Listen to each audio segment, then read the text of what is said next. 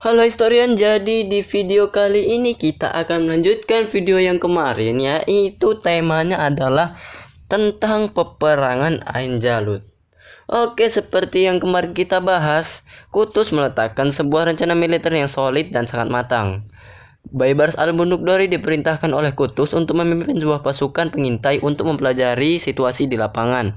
Ini merupakan sebuah pemikiran yang selangkah lebih maju dalam politik strategi, sebab sebelumnya para Amir kota mengambil langkah strategi dengan hanya memperkuat pertahanan benteng-benteng ketika ancaman orang-orang Mongol datang dan memilih langkah pertahanan dari balik tembok, sedangkan Kutus memilih untuk menemui mereka langsung. Oleh karena itu, marilah kita langsung saja masuk ke pembahasannya. Pada bulan Sya'ban 658 Hijriah, Juli 1260 Masehi, Baibars al-Bunukdori bergerak menuju Gaza. Sementara di pihak Mongol, Kitbuga mendirikan sebuah garnison di sana di bawah komando Baidara. Komandan Baidara mengirim surat kepada Kitbuga yang saat itu sedang berada di dekat Baalbek untuk memberitahukan kepadanya bahwa pasukan Mamluk sedang bergerak dan dia meminta bantuan secepatnya. Panglima pasukan Mamluk melakukan konfrontasi dengan garnison Mongol dan berhasil mengusirnya dari Gaza. Dia mengejar para prajurit garnison itu sampai ke sungai Asi, yaitu Orontes. Segera setelah mendengar berita pergerakan pasukan Mamluk, Kitbuga langsung bersiap untuk bergerak menuju lembah sungai Yordan. Namun pecahnya pemberontakan kaum muslimin di Damaskus membuat keberangkatannya tertunda. Hal ini memberi kesempatan bagi pasukan Mamluk untuk mulai bergerak. Benar saja, Kutus memutuskan untuk pergi meninggalkan Mesir menuju Palestina pada bulan Ramadan 658 Hijriah, Agustus 1260 Masehi, melalui jalur pesisir yang melewati Akka.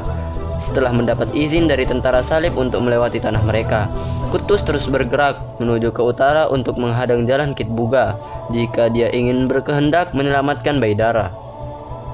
Kutus berkemah di perkebunan yang terdapat di luar Akka selama beberapa hari.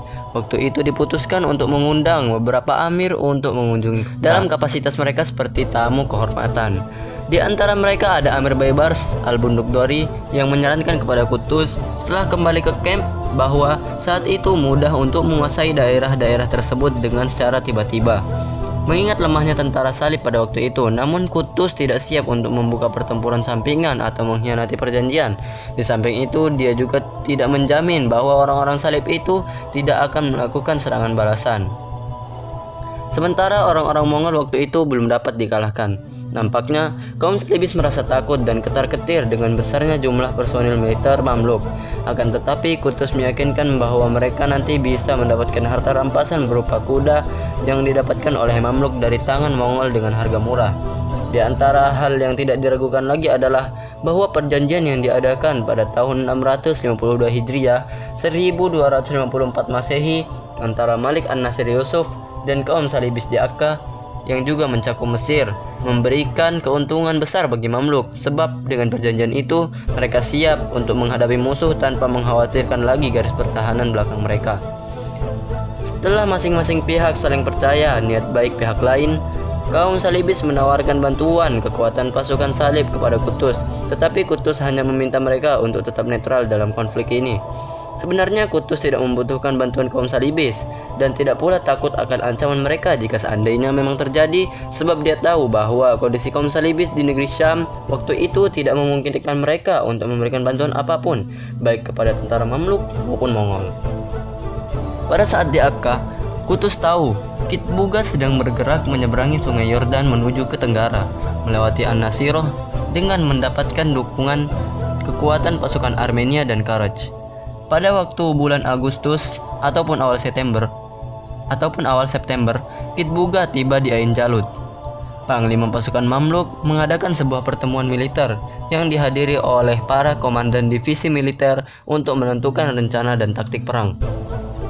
Kutus menjadikan pertemuan tersebut sebagai kesempatan untuk membakar semangat juang mereka, mengingatkan tentang pentingnya peperangan yang akan mereka lakoni berikut, dampak positifnya yang nantinya bisa menghilangkan beban dan juga tekanan berat yang dialami oleh Muslim akibat aksi-aksi brutal dan vandalis bangsa Mongol.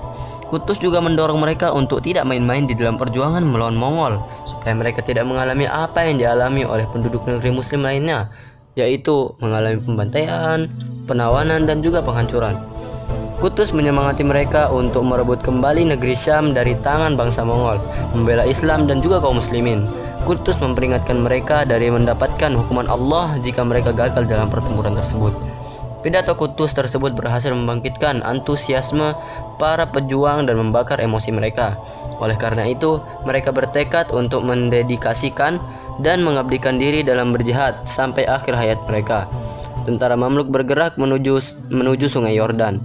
Baibars al-Bundukdori maju terlebih dahulu mendahului barisan tengah pasukan menuju Ain Jalut. Setelah tiba di Ain Jalut, Baibars mulai melancarkan manuver-manuver serangan kecil terhadap pasukan Mongol sambil menunggu hingga Kutus menyusulnya. Kutus sangat menyadari keunggulan jumlah tentaranya. Untuk itu, ia menyembunyikan pasukan utamanya di bukit terdekat dan hanya barisan depan tentara yang dipimpin oleh Baibars saja yang diperlihatkan kepada musuh. Kitbuga terperangkap dalam perangkap penyergapan yang telah dipersiapkan untuknya, sebab waktu itu dia tidak memiliki pasukan pengintai sementara penduduk daerah tersebut tidak pro padanya. Hal itu membuatnya berada dalam situasi dengan resiko tinggi. Ketika Kitbuga mengerahkan semua anak buahnya untuk menyerang pasukan Mamluk yang dia lihat di depannya, lantas Baibars bergegas mundur ke bukit terdekat. Sesuai dengan rencana yang telah disiapkan sebelumnya, lalu Kitbuga pun mengejarnya. Tidak lama kemudian, seluruh tentara Mongol berada dalam posisi terkepung total.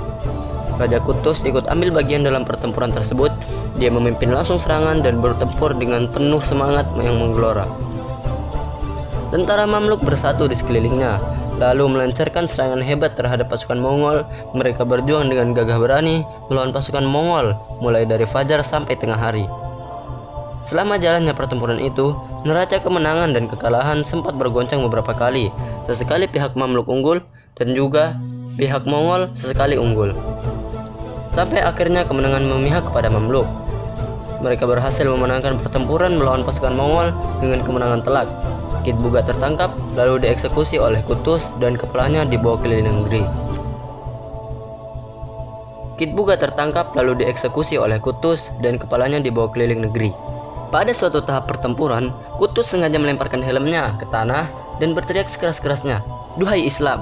Hal itu semakin memotivasi pasukan untuk bertempur habis-habisan, sampai akhirnya kemenangan berhasil dicapai. Pertempuran berlangsung pada pagi hari Jumat 26 Ramadan 658 Hijriah, 3 September 1260 Masehi. Setelah berita kemenangan pasukan Islam di Ain Jalut sampai ke Damaskus, umat Islam di sana langsung melancarkan gerakan balas dendam terhadap unsur-unsur yang bekerja sama dengan pasukan Mongol, terutama orang-orang Kristen yang harus membayar mahal atas simpati mereka terhadap pasukan Mongol. Mereka telah melakukan tindakan-tindakan keji terhadap penduduk Muslim selama kota Damaskus berada di bawah kekuasaan pasukan Mongol. Setelah kemenangannya itu, Kutus melanjutkan perjalanannya menuju Damaskus dan memasuki kota 5 hari setelah itu. Dia disambut dengan sambutan hangat. Kemudian Kutus mulai bekerja, memulihkan dan memperbaiki keamanan, memberikan penghargaan kepada para amir yang telah bekerja sama dan berjuang dengannya. Kutus mengembalikan sejumlah amir Ayyubiyah ke wilayah kekuasaan mereka sebelumnya, setelah terlebih dahulu membuat janji setia dan membayar upeti. Kutus mengakui dan melegitimasi Malik al-Ashraf Musa sebagai penguasa Homs, Rohbah, dan Tadmur setelah dia mengakhiri aliansinya dengan pasukan Mongol. Raja Kutus memaafkannya dan memberikan jaminan keamanan untuknya. Hal yang sama juga dilakukannya oleh Kutus kepada Mansur II, penguasa Hama yang sebelumnya melarikan diri ke Mesir. Kutus menyetujui dan melegitimasi posisinya sebagai pemimpin Hama, Barin ditambah Ma'ro'ah. Sementara itu, Malik As-Sa'id Hasan, Amir Banias, yang tetap melanjutkan persekutuannya dengan orang-orang Mongol dan bertempur bersama mereka melawan kaum muslimin. Kutus tidak memberinya ampun dan mengeksekusinya. Di sisi lain, Kutus juga memberikan penghargaan yang sangat besar kepada Amir dan rekan-rekannya. Kutus memberikan tanah yang sangat luas di negeri Syam buat para Amir Mamluk, Salihiyah, dan Mu'izziyah. Kutus mengangkat Amir Syamsuddin Akus al-Barli al-Azizi sebagai Amir kawasan pesisir dan Gaza. bersama dengan beberapa mamluk Al-Azizah. Qutuz menunjuk Amir Alamuddin Sanjar Al-Halabi As-Salihi sebagai wakilnya di kota Damaskus. Sementara itu, kota Aleppo setelah berhasil direbut kembali dari tangan Mongol diserahkan kepada Malik As-Said Alauddin bin Badruddin Lu'lu'. Qutuz menugasi dirinya untuk mengamati pergerakan orang-orang Mongol karena Aleppo merupakan kawasan terdepan dan berdekatan langsung dengan daerah-daerah yang dikuasai oleh Mongol di Syria Utara dan Asia Kecil.